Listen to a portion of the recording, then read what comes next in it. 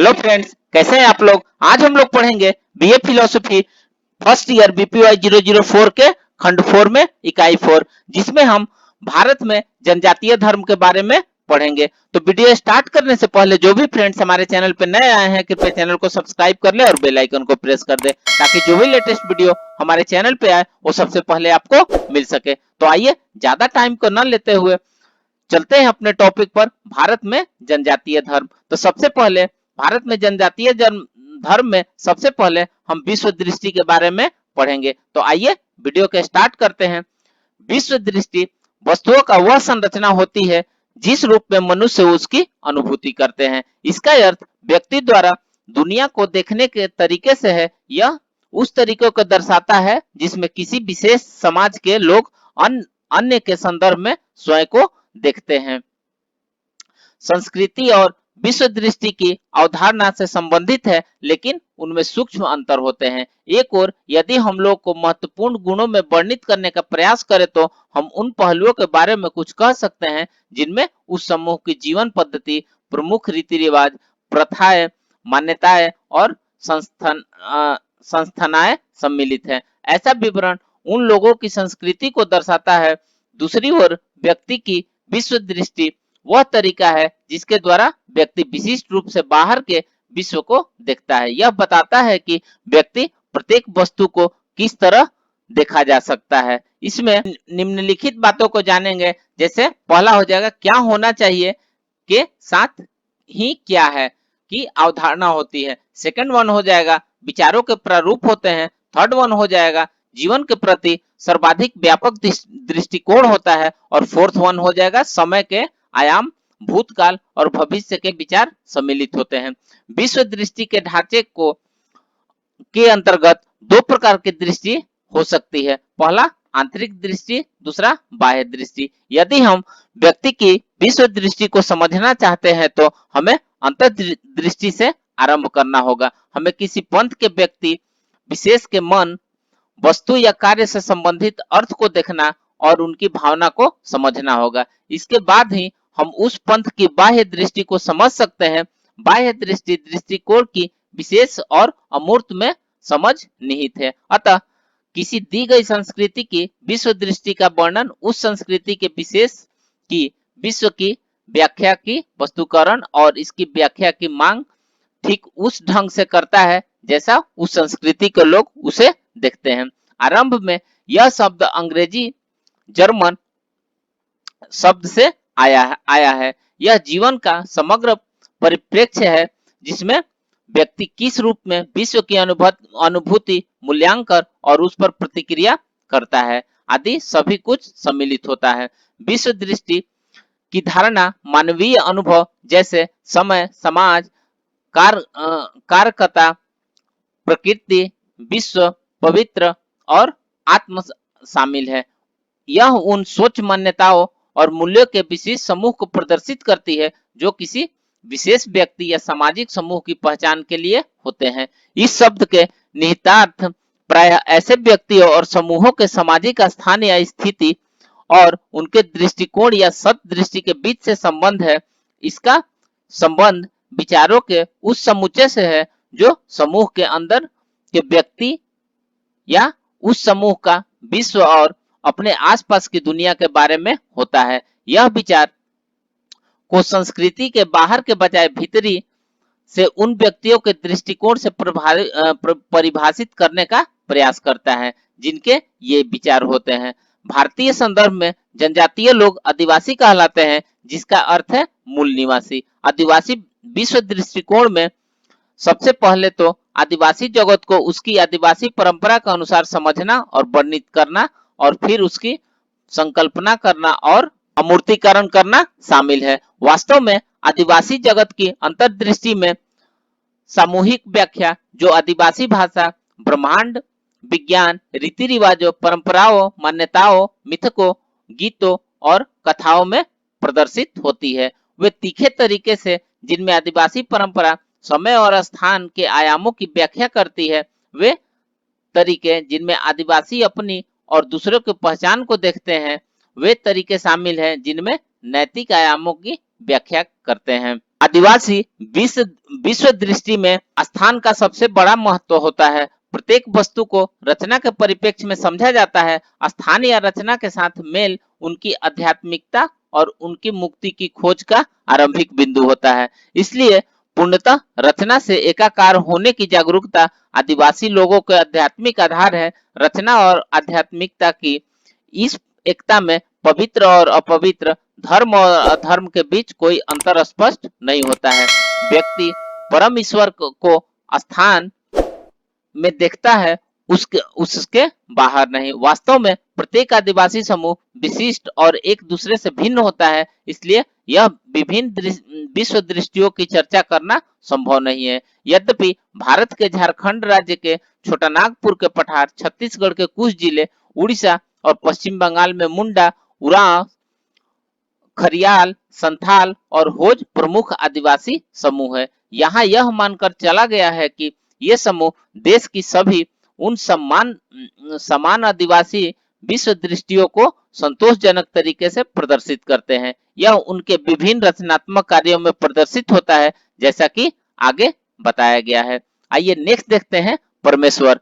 प्रत्येक आदिवासी समूह अपने स्वयं के ब्रह्मांड और ब्रह्मांड के अन्य जीवों के रचनाकार के बारे में बिल्कुल स्पष्ट विचार होता है।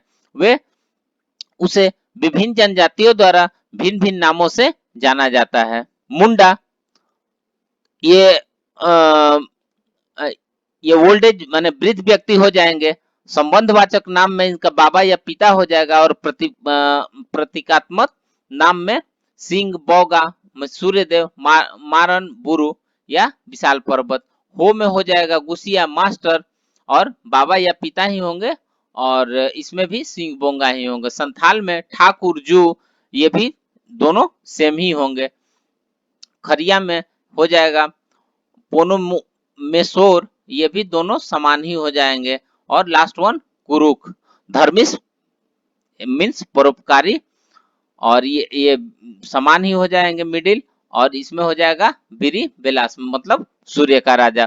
ऊपर बताई गई किसी भी जनजाति ने भूतकाल और वर्तमान काल में अपने विचार रचनात्मक का कोई चित्र मूर्ति नहीं बनाया। यद्यपि उनमें इस बात का आपस में कुछ समानताएं है कि उसकी कल्पना लंबे सफेद बाल और लंबी दाढ़ी वाले सौम्य वृद्ध व्यक्ति के रूप में की गई है, जिसके बाल और दाढ़ी चमकीले हैं तथा जो सफेद बादलों में लहराता है।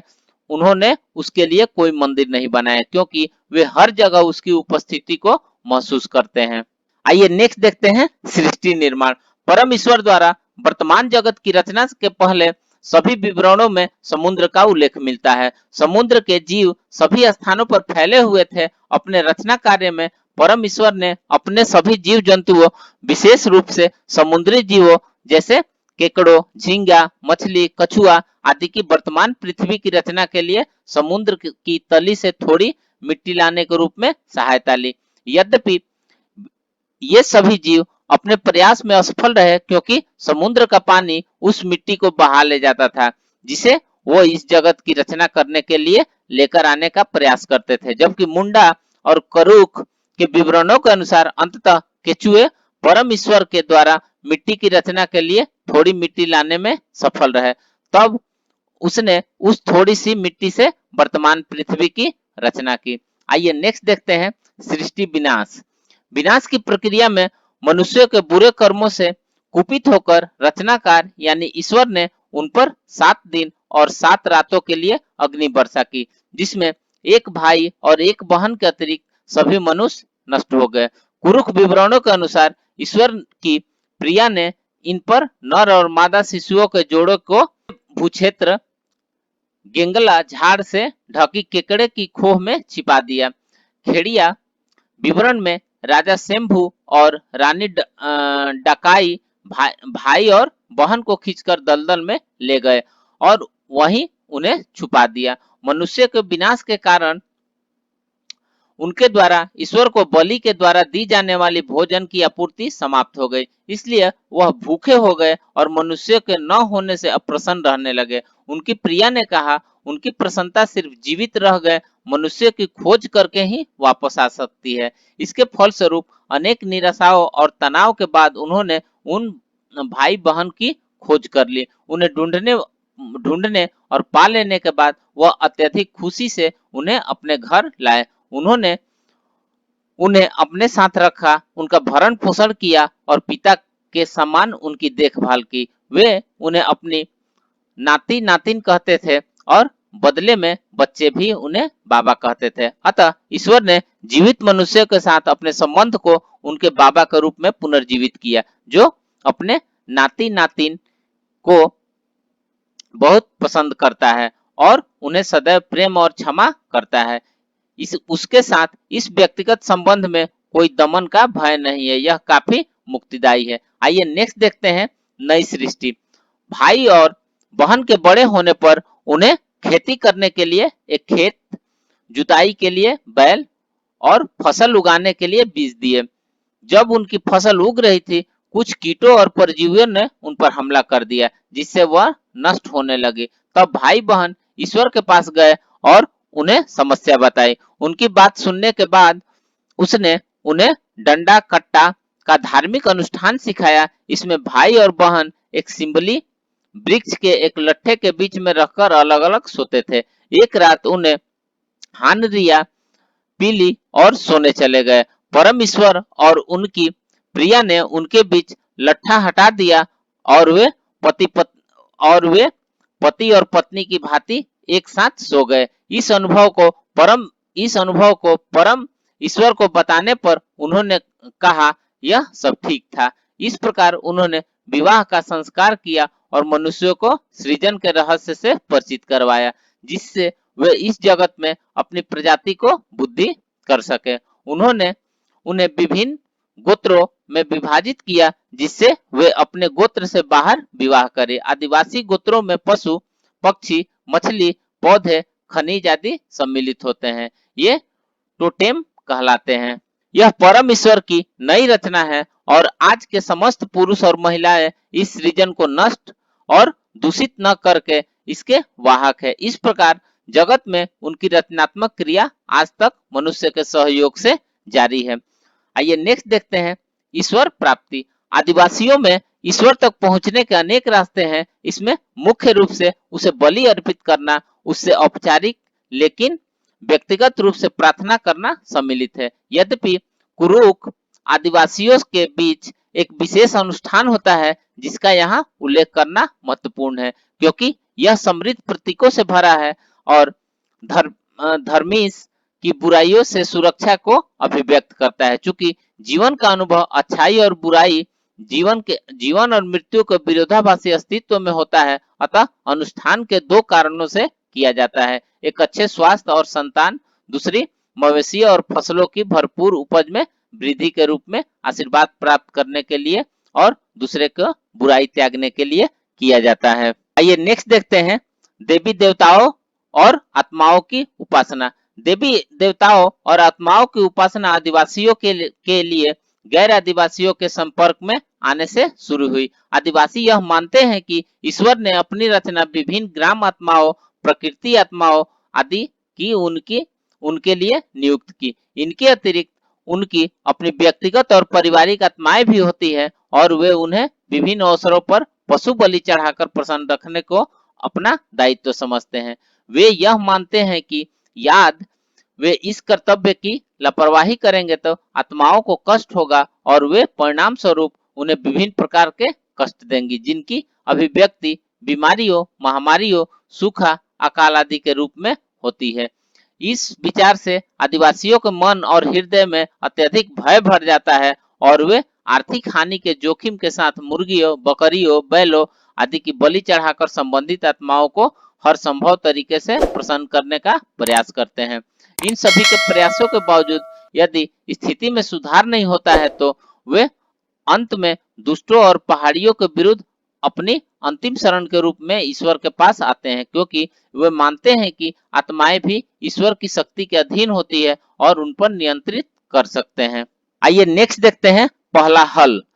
मुंडा जनजाति की सृष्टि की रचना के विवरण में वृद्ध रचनाकार ने मनुष्य के लिए हल बनाना शुरू किया, जिसकी रचना उसने स्वयं की थी। एक बड़े वृक्ष को लेकर हल के लंबे डंडे पकड़ और हत्थे को लकड़ी के एक ही टुकड़े से बनाया गया। इस कार्य को पूरा करने में उसे काफी समय लगा। उसकी पत्नी ने उसका ध्यान हटाने के लिए एक बाघ भेजा, जिसने उसके चारों ओर की पत्तियों बिखेर दी।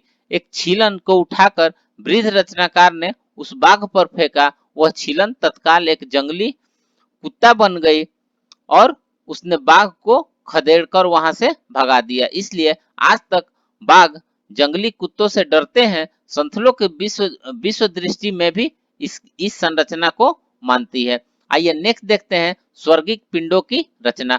मुंडाई और कुरुख जनजातियों के विवरण में यह कहा गया है कि चंद्रमा की रचना से पहले सूर्य आकाश में अकेला था और वह अस्त नहीं होता था। एक दिन सृष्टिकर्ता ने खेत तैयार कर रहे एक वृद्ध व्यक्ति के पास गए। उन्होंने उससे कुछ प्रश्न पूछे। तुमने इस खेत को कब जोता? उसने उत्तर दिया, अभी। तुमने उस खेत को कब तैयार किया? अभी। तुमने वहां खेतों को कब तैयार किया था? अभी हाल में। तुमने इन ताजी पत्तियों को कब खाया था? तुम कब आराम करते हो और कब काम करते हो? मैं अभी आराम करता हूँ और अभी काम करता हूँ। सृष्टिकर्ता ने कहा, तुम ऐसे काम करके और नियमित समय पर खाए पिए बिना नहीं जी सकते। इसलिए उसने सूर्य को उदय और अस्त करना शुरू किया और इस प्रकार दिन और रात को बनाया, जिससे आदमी दिन में काम और रात में विश्राम कर सके। उसने रात को चमकने के लिए चंद्रमा की भी रचना की। तो फ्रेंड्स, इस प्रकार से हमने भारत में जनजातीय धर्म के बारे में पढ़ा। तो मिलते हैं एक नए वीडियो के साथ में। तब तक से हमारे चैनल पे बने रहिए। धन्यवाद।